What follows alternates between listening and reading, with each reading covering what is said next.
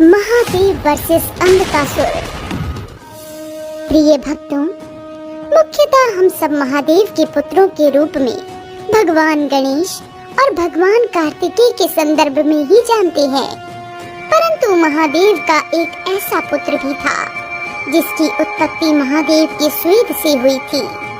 परंतु उस बालक का जन्म एक देवता के रूप में नहीं, अपितु एक राक्षस के रूप में हुआ था। कौन था महादेव का वो पुत्र और किस प्रकार उसका जन्म हुआ, जिसने स्वयं महादेव को ही उससे युद्ध करने के लिए ललकारा? आज हम जानेंगे एक ऐसे महाप्रलयंकारी युद्ध के संदर्भ में जो महादेव और उनके राक्षस पुत्र अंधकासुर के बीच हुआ। महादेव जो तीनों लोकों के स्वामी हैं, समस्त ब्रह्मांड जिनके समक्ष नतमस्तक होता है, जो आदि और अनंत है। वहाँ दूसरी ओर महादेव का राक्षस पुत्र अंधकासुर, जिसे अंधक के नाम से भी जाना जाता है, जो अत्यंत बलशाली था। परंतु ऐसा क्या हुआ कि उसने अपने ही पिता महादेव को युद्ध के लिए ललकारा, और क्या हुआ उस युद्ध का परिणाम? तो आइए जानते हैं।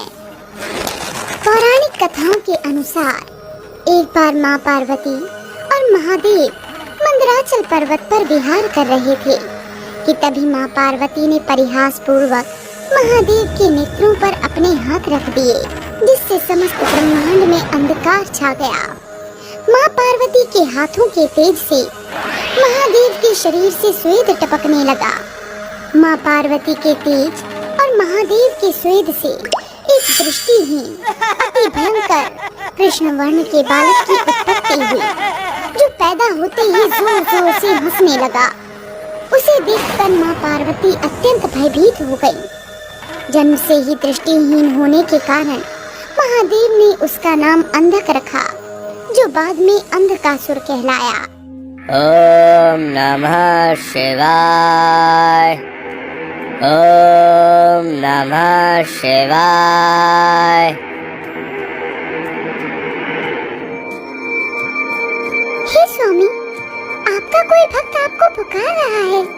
हाँ देवी, हमें इस बालक का होने वाला पिता हिरण्याक्ष पुकार रहा है।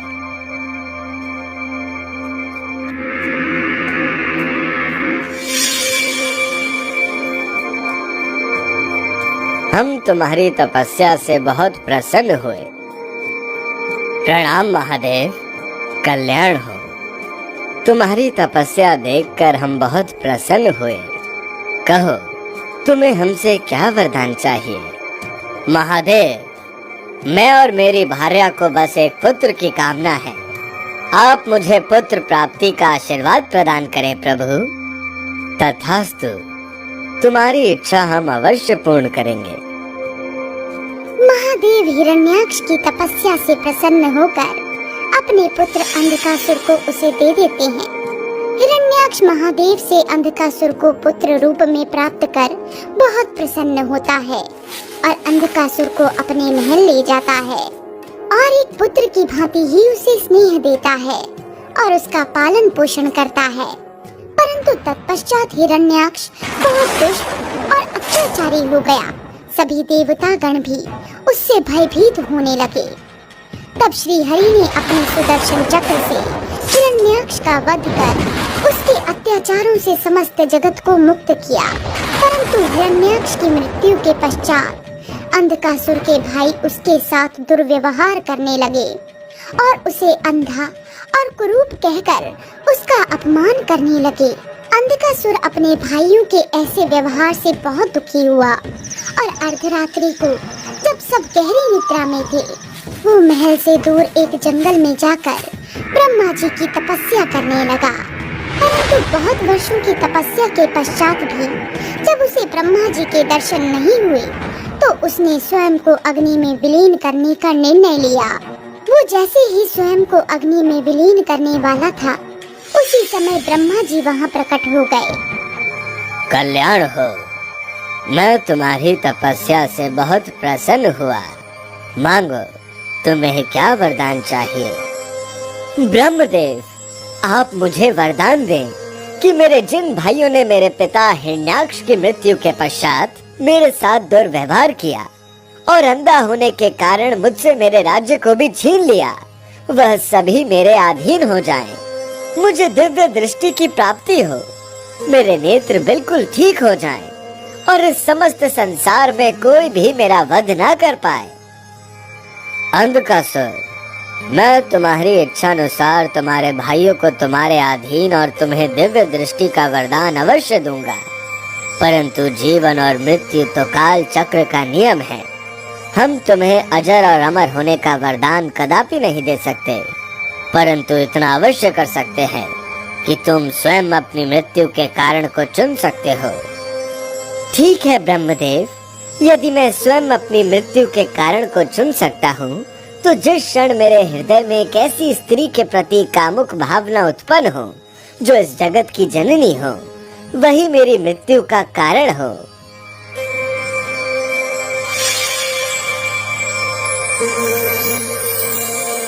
अंधकासुर ब्रह्मदेव से अपना इच्छित वरदान पाकर बहुत प्रसन्न हुआ और उसे उसका राज्य भी वापस मिल गया।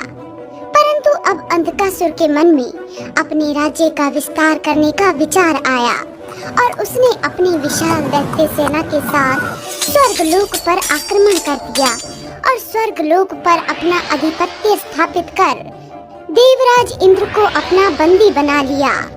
अंधकासुर दिन प्रतिदिन बहुत अहंकारी और अत्याचारी हो गया और उसने धर्म के मार्ग का पूर्ण रूप से त्याग कर दिया। इसके पश्चात एक रोज उसके मंत्री मंदराचल पर विहार कर रहे थे कि तभी उनकी दृष्टि एक गुफा पर पड़ी, जहां महादेव अपने पाशुपत व्रत के ध्यान में लीन थे। और तभी उन मंत्रियों की दृष्टि महादेव के साथ बैठी माँ पार्वती पर पड़ी। माँ पार्वती के मनमोहक रूप को देखकर वो स्तब्ध रह गए और महल पहुंचकर अंधकासुर को माँ पार्वती के संदर्भ में बताया। उनकी बातें सुनकर अंधकासुर के मन में इतनी सुंदर स्त्री को हासिल करने का एक विचार आया और उसने अपने मंत्रियों को महादेव के पास जाकर उस स्त्री को लेकर आने की आज्ञा दी।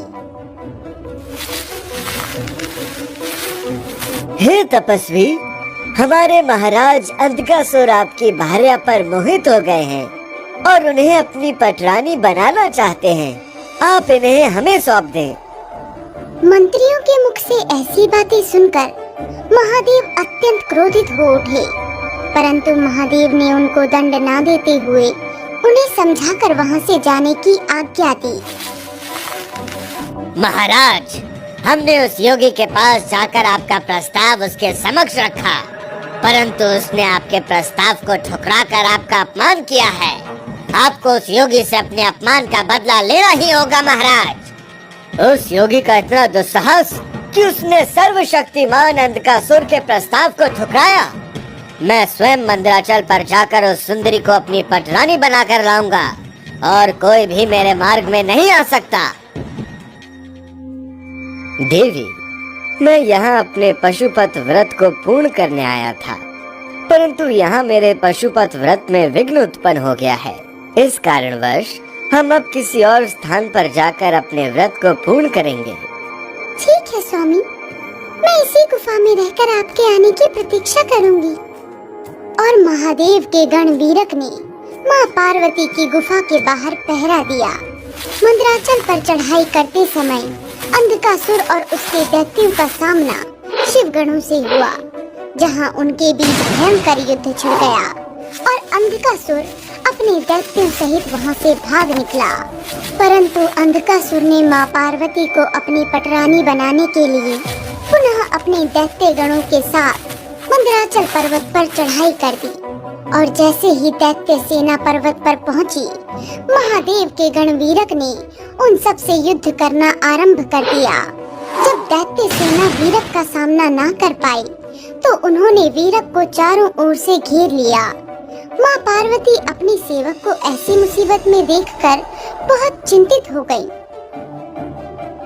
हे नारायण, हे ब्रह्मदेव, हे देवतागण, हमारी सहायता कीजिए, हमारी सहायता कीजिए, हमारी सहायता कीजिए। कीजिए, हमारी सहायता कीजिए।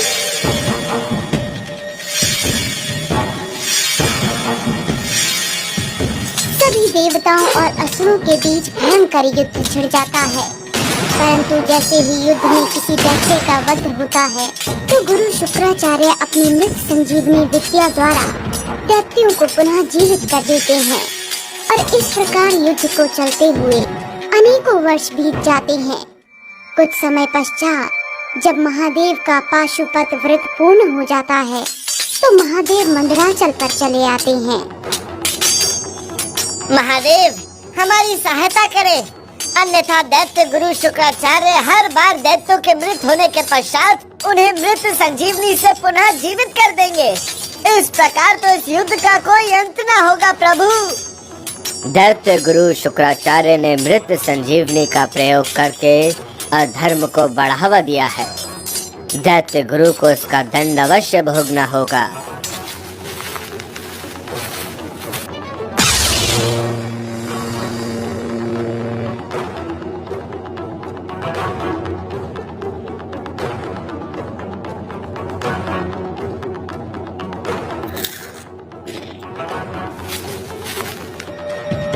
अंधकासुर, तुमने अधर्म की हर सीमा को लांघ दिया है। तुम्हें इसका परिणाम अवश्य भोगना होगा।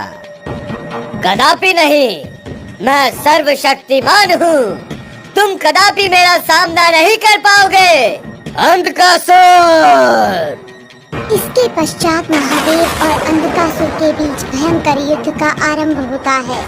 महादेव अंधकासुर पर अपने त्रिशूल से प्रहार करते हैं और महादेव के प्रहार से अंधकासुर की देह से रक्त बहने लगता है।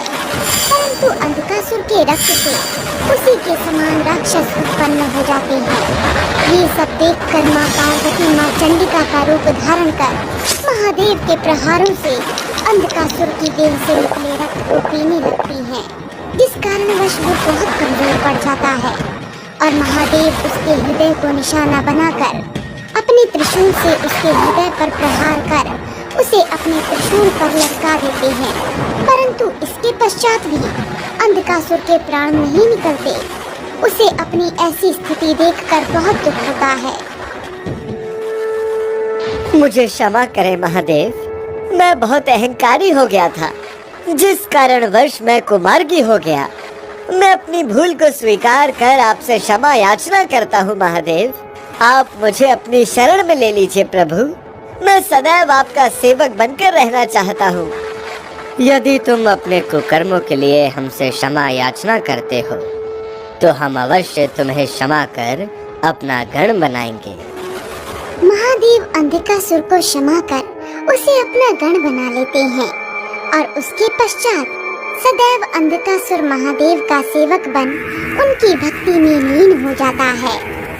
ओम नमः शिवाय। प्रिय भक्तों, आपने देखा किस प्रकार अंधकासुर ने कुमार्ग पर चलकर अधर्म का रास्ता अपनाकर देवी पार्वती पर अपनी कुदृष्टि डाली और देवगणों के साथ युद्ध किया। परंतु अधर्म का अंत होना तो सुनिश्चित है। इसी कारण महादेव को स्वयं अंधकासुर से युद्ध लड़ना पड़ा और अंत में अंधकासुर को जब उसके कुकर्मों का एहसास हुआ तो वो सब कुछ छोड़कर महादेव की शरण में चला गया और सदैव के लिए उनका सेवक बन गया। तो प्रिय भक्तों, आपको हमारी आज की ये कथा कैसी लगी हमें कमेंट्स करके जरूर बताएं और हमारे चैनल को जरूर सब्सक्राइब करें।